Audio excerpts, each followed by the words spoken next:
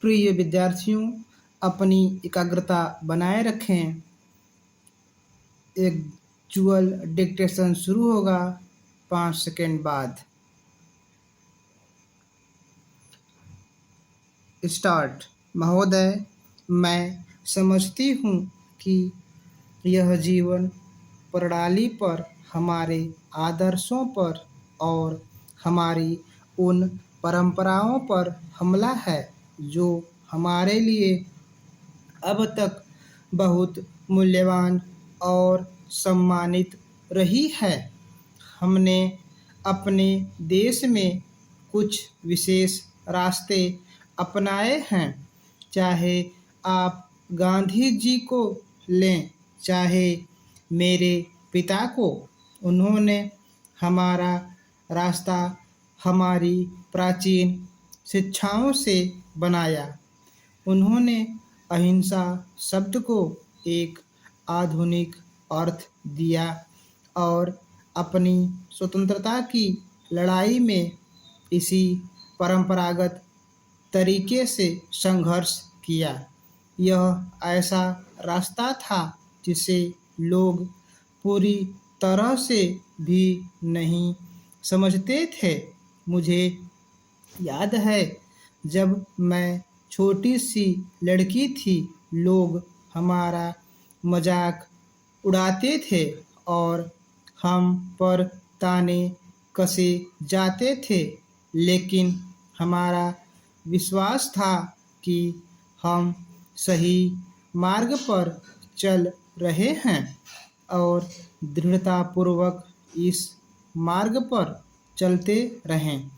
यही सही रास्ता था और हम इस पर चलकर अपनी मंजिल तक पहुँचे। हम अपने देश में लोकतंत्र स्थापित करना चाहते हैं।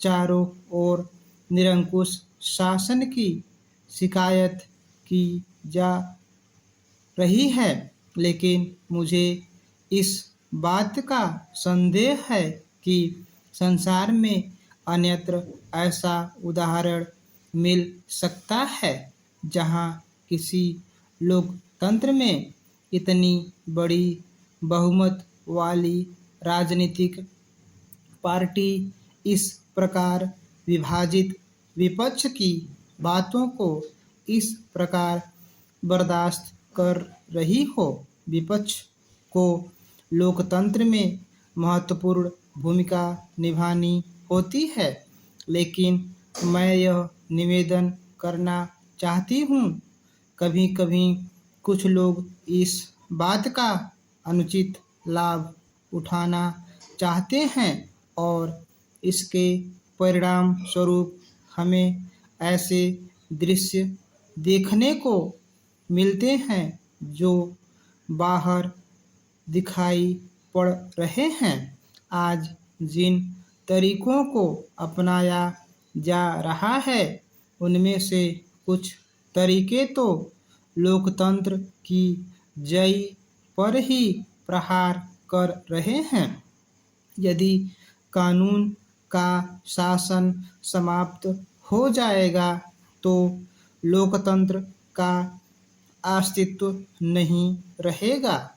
यदि कानून को निरंतर तोड़ा जाएगा और व्यवस्था को भंग किया जाएगा तो लोकतंत्र स्थापित नहीं रहेगा। इस स्थिति में लोकतंत्र का अस्तित्व ही नहीं रह सकता।